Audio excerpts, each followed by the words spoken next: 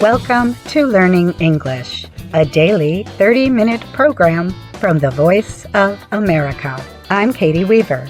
And I'm Mario Ritter Jr.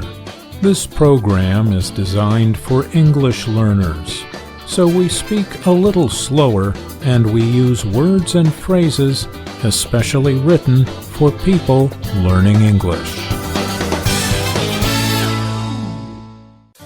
On today's program, Ana Mateo tells the story of America's national bird, the bald eagle, on All About America. Years ago, the bird of prey seemed like it might disappear, but today it has recovered and is no longer threatened. Next, Brian Lynn reports on the successful moon landing of a private spacecraft operated by Firefly Aerospace in the state of Texas.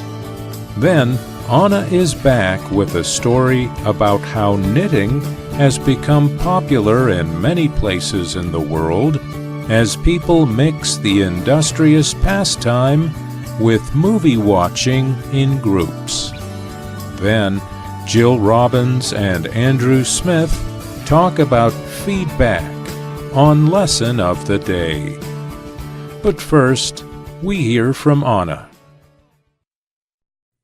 The bald eagle is a symbol of the United States. An image of the bird is on the flag and seal of the U.S. President, the seal of the U.S. Supreme Court, military insignia, as well as the dollar bill. Even so, the bird has had its ups and downs. At one time, the bald eagle was at risk of permanent disappearance or extinction. Later, however, its numbers recovered. In the early 2000s, the federal government removed the bird from its endangered species list. Culturally, too, the raptors are doing well again. In December 2024, before leaving office, Joe Biden signed legislation officially making the bald eagle the national bird of the United States. The bald eagle has a long, complex story of species weakness and recovery. An insect-killing chemical called DDT played a major part in that story. DDT is a chemical used to kill insects. The substance also proved harmful to eagle eggs. American officials banned DDT in 1972. But the use of the chemical had already caused severe damage to eagle populations. For example, in the 1980s, there was only one nesting pair of eagles in the state of New Jersey. Now there are about 300 pairs. To rebuild the number of eagles across the U.S., researchers wanting to save them imported the birds from places where their population numbers were secure, including Canada.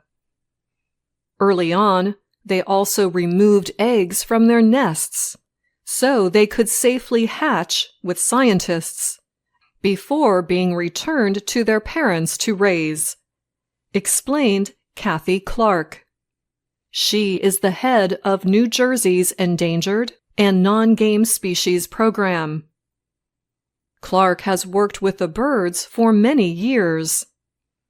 This includes the time when New Jersey had very few bald eagles, and they only lived in areas far from people. Clark said that she will always remember that feeling of not knowing if the species will survive. Maya Edwards is the science director at the American Bald Eagle Foundation in Alaska.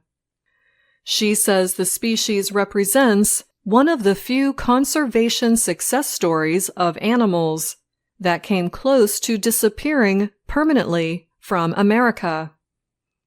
I think now it's really important to make sure people know that story and learn from it, she said. Clark said the Eagles have taught officials some lessons. One is that the Raptors are good at changing to fit their environment. The birds now live in parts of New Jersey that are dense with people. But the birds still face dangers in such areas. Jillian Fazio is director of the Essex County Turtleback Zoo in northern New Jersey. She said the zoo rescues a number of birds hit by cars. The zoo is also home to Freedom, a bald eagle named by the caretakers. Freedom was rescued hanging from a tree in Minnesota after he got caught in some rope. He was injured so badly that he cannot be returned to the wild, Fazio said.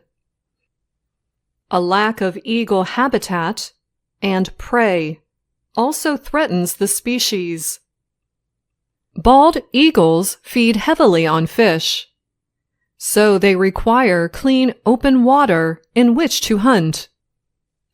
Disease outbreaks, such as avian influenza or bird flu, are another serious threat to the birds.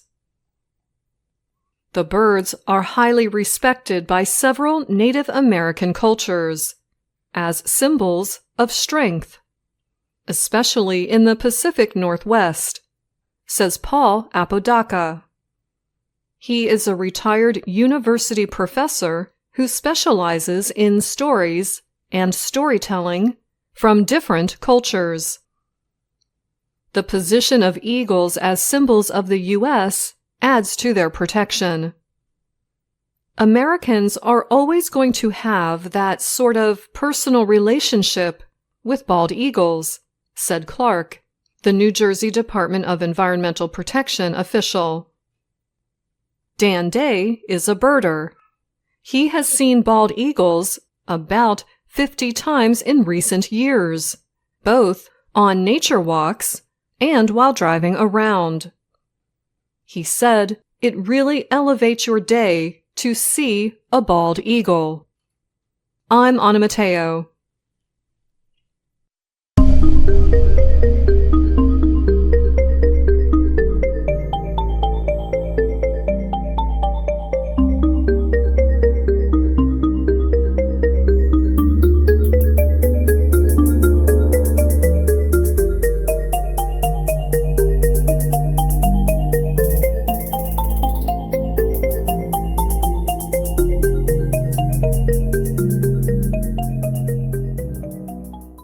A private spacecraft carrying several science experiments has successfully landed on the moon. The lander, called Blue Ghost, was built by the American company Firefly Aerospace. The spacecraft touched down March 2nd on the part of the moon's near side called Mare Crisium. The near side of the moon is the side facing Earth. Officials at Firefly's Mission Control Center near Austin, Texas, confirmed the successful landing. The chief engineer for the Blue Ghost mission, Will Coogan, announced to excited workers, "We're on the moon." The officials said the spacecraft landed in the right position and was operating normally.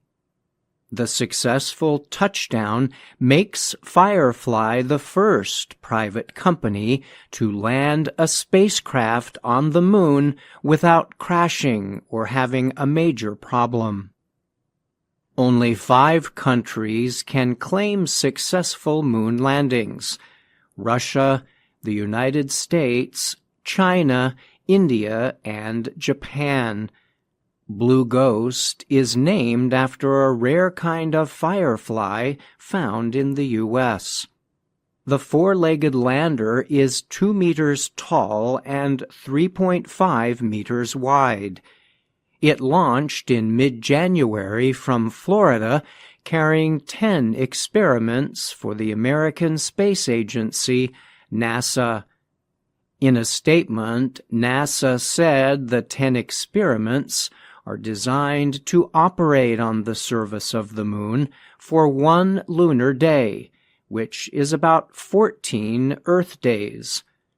The Associated Press reported that NASA paid $101 million for the spacecraft and $44 million for the equipment it carried. It was the third mission under NASA's Commercial Lunar Payload Services, CLPS, program. The program aims to turn over the country's major space missions to private companies to reduce costs. Several other companies are part of the program. Another lander, called Athena, is set to attempt a moon landing on March 6th. That 4-meter-tall spacecraft was built and operated by Houston-based Intuitive Machines. It will land on another part of the moon, about 160 kilometers from the lunar South Pole. A third lander from private Japanese company iSpace will attempt a moon landing in about 3 months. The lander, called Resilience, shared its rocket ride with Blue Ghost, but it took a longer path to the moon. The company is also attempting to land on the moon for the second time. Its first lander crashed in 2023. NASA has said it aims to have 2 private landers launched to the moon each year, realizing some missions will fail. The space agency's top science officer is Nikki Fox. She told the AP the latest launches open up a whole new way for us to get more science to space and to the moon. In the past, NASA's successful moon landings involving astronauts cost billions of dollars. But Firefly Chief Jason Kim said the private companies now building and launching spacecraft have a limited budget and the spacecraft operate robotically.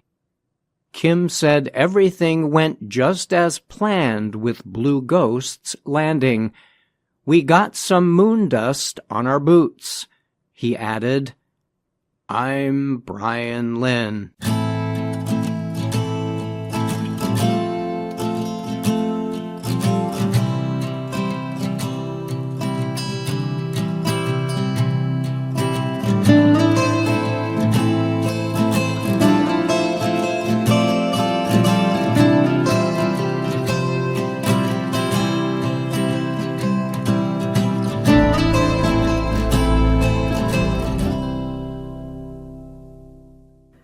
Nearly 200 people in Vienna, Austria, gathered recently to enjoy 2 fun activities at the same time. They worked with needles and yarn, and they watched a movie together called The Devil Wears Prada. It sounds a bit like a grandmother, but it's relaxing. And what's wrong with letting the grandmother in us express herself, joked Austrian Alexander Koch. He is a 28-year-old who crochets. Knitting or crocheting while watching movies has gained popularity in Europe. Louisa Palmer was one of the organizers of the event. Palmer said that during the COVID-19 pandemic, a lot of people started knitting during the lockdown alone at home. Palmer launched the knitting evenings once a month at Votive Kino. a place to watch movies in the center of the Austrian capital. Now we need to find ourselves in real life, the 30-year-old told the French news agency, AFP, before the event. People are knitting, eating, or even breastfeeding babies while watching a movie. This movement is the latest attempt to add different things to the movie-watching experience, said Lisa Stoltz. She is a spokesperson for Votive Kino, the movie house. To avoid knitting mistakes, a soft light remains on during the movie. This also helps to increase exchanges between the attendees. Organizers based their event on similar ones in the United States, Northern Europe, Germany, and France. Since launching in December of 2024, the movie events in Vienna are usually full. I usually knit while watching movies or listening to podcasts at home. So movie theaters are the perfect place for this activity, said Kaya Fospanik. She is a 23-year-old fashion student. As the movie plays, the colorful projects take shape. The film takes a back seat, meaning it is less important than the work of knitting or crocheting. Everyone shows off their work. Experienced knitters and crocheters help beginners learn new skills. You can come alone and knit in silence to relax. But if you are looking for company, this kind of event seems to me to be the right choice, said Judith Haslova. She is another organizer of the event. People attend the events for several reasons. Some say the events let them reconnect with something real that is not on a computer. Others say they can slow down a little. Palmer said doing something with your 10 fingers is still more rewarding than working at a computer all day. She added that picking the right movie is also important. Palmer likes to watch a good cozy comedy that she has already seen. She joked that it is best to avoid scary movies. They can make you jump, causing you to lose your place in your knitting. I'm Anna Mateo.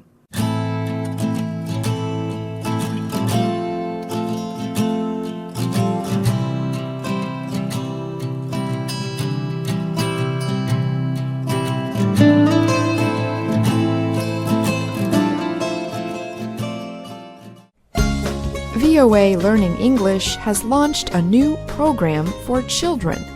It is called Let's Learn English with Anna. The new course aims to teach children American English through asking and answering questions and experiencing fun situations. For more information, visit our website, learningenglish.voanews.com.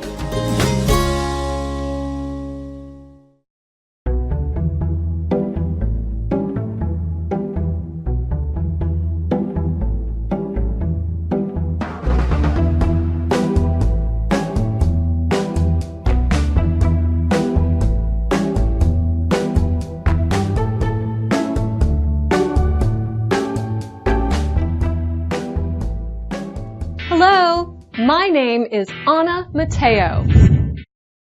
My name is Jill Robbins. And I'm Andrew Smith. You're listening to the lesson of the day on the Learning English podcast. Welcome to the part of the show where we help you do more with our series, Let's Learn English.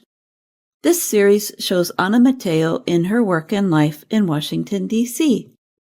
In Lesson 41 of the Let's Learn English series, Anna is going to receive a review of her work from her boss, Ms. Weaver. A work review often lets an employee know what they're doing well and what they could improve. That means Ms. Weaver will give Anna some feedback. Andrew, I think feedback is an important word to know, especially as it relates to work or job performance. I agree. And you can get feedback about almost any kind of thing you are working on. For example, if you write a paper for school, or if you write a song or draw a picture, another person can tell you what they think about your paper, song, or picture. When we give someone feedback, we usually point out what we think they have done well and some things we think they could change to make it better. At the end of today's lesson, we're going to ask you to write us and tell us about advice or feedback you have received. And we'll also invite you to give advice about ways people can improve their English. But first, let's see what Ms. Weaver tells Anna. Anna, hello. Hello. Sit down. As you know, at the start of a new year, we have a work review. Yes, it's time for mine. Yes. Anna, this chart shows the audience of the time-traveling treehouse. If you look at it, you will see something bad. Your audience is going down, down, down. Ms. Weaver, I think the chart is upside down. Here, let's flip that around. Now it's right side up. If you look at this chart, you will see something good. Your audience is big. Good. But not big enough. Not good. I want to see these numbers go up and up and up. It sounds like Ms. Weaver is very ambitious. That's spelled A-M-B-I-T-I-O-U-S.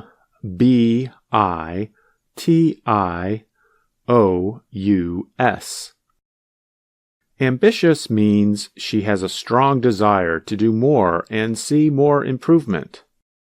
Yes, even after Anna flipped the chart around, Ms. Weaver said the audience numbers needed to increase more. And let's talk about this word flip. We can flip things around in a physical sense, but we also talk about flipping ideas around. When you flip an idea around, that means you try to think about things in a different way or an opposite way. Right. For example, many people might think that living in a big house would be better than living in a small house. But we can flip this idea around and say that living in a small house would be better because a small house costs less and there is less work to do to keep it clean, and perhaps for some other reasons. We flip something over like a piece of paper, or like flipping an egg over to cook it on both sides. And when we flip something around, that means we rotate or turn it the way Anna turned her chart. And if something is upside down, we turn it to make it right side up. And here's where we have another expression. We can talk about the world being turned upside down. If your world has been turned upside down, that means there have been some very big changes in your life. And when we talk about the kind of changes that turn your world upside down, we usually refer to changes that are unexpected, unwanted, or difficult to deal with. Now let's return to Anna's work review. Ms. Weaver told Anna, If you look at it, you will see something bad. Ms. Weaver is saying something she is sure about. So, she uses the modal will before the verb see. But notice that the clause, you will see something bad, depends on something else happening first. It depends on a certain condition. And that condition is expressed by the if clause. If you look at it, In this example, the verb in the if clause is in the simple present tense. We call the combination of an if clause in the simple present, followed by another clause with the modal will, the future real conditional. A future real conditional just means if something happens, then something else will really happen in the future. Like in this example. If we stay up all night, we will be tired the next day. I'm Jill Robbins, and you're listening to the Lesson of the Day on the Learning English podcast. You can find more examples and ways to practice the future real conditional by going to our website at learningenglish.voanews.com and downloading the lesson plan that comes with Lesson 41 of Let's Learn English. We can use the real future conditional to give advice. For example, Jill can give people learning English advice like this. If you learn more vocabulary, you will understand more English. And if you use a new word several times, you will be more likely to remember it. Okay, listeners, now it's your turn. What advice can you give to help people learn English? Send us your answers using the future real conditional at learningenglish@voanews.com. And as Dr. Jill said earlier in today's lesson of the day, we'd also like you to tell us about a time that you received feedback. And be sure to tell us how the feedback was or was not helpful to you. Write to us at learningenglish@voanews.com. Okay, before we go, we should check back on Anna's work review. Listen carefully. What does Anna notice about the posters that Ms. Weaver shows Anna? I want to see these numbers go up and up and up. How, Ms. Weaver? I have something. Idea posters. You really ought to think seriously about them. I like this one. Read it, please. If at first you succeed, you will be a success. Well, it's a cute cat. Here's another one. I like it. Working hard looks hard because it really is hard. I see. It's another cute cat. This is my favorite. Oh, teamwork works best with a team. A team of cats? Look at all those cats! So, Anna, do you understand what I want? Yes, Ms. Weaver. I understand. Do you think Anna really understands what Ms. Weaver wants? What animal did Anna notice? And what do you think Anna will do next? You can bet it's going to be silly. To find out, go to learningenglish@voanews.com and watch Lesson 41 of Let's Learn English. And remember that you can find us on Facebook, YouTube, and Instagram. Thanks for listening to the Lesson of the Day on the Learning English podcast. I'm Jill Robbins. And I'm Andrew Smith.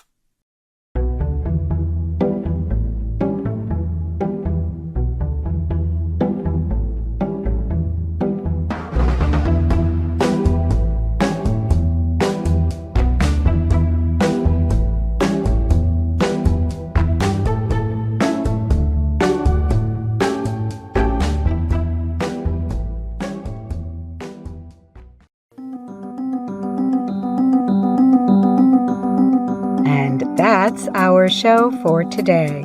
But join us again tomorrow to keep learning English on the Voice of America. I'm Katie Weaver. And I'm Mario Ritter Jr.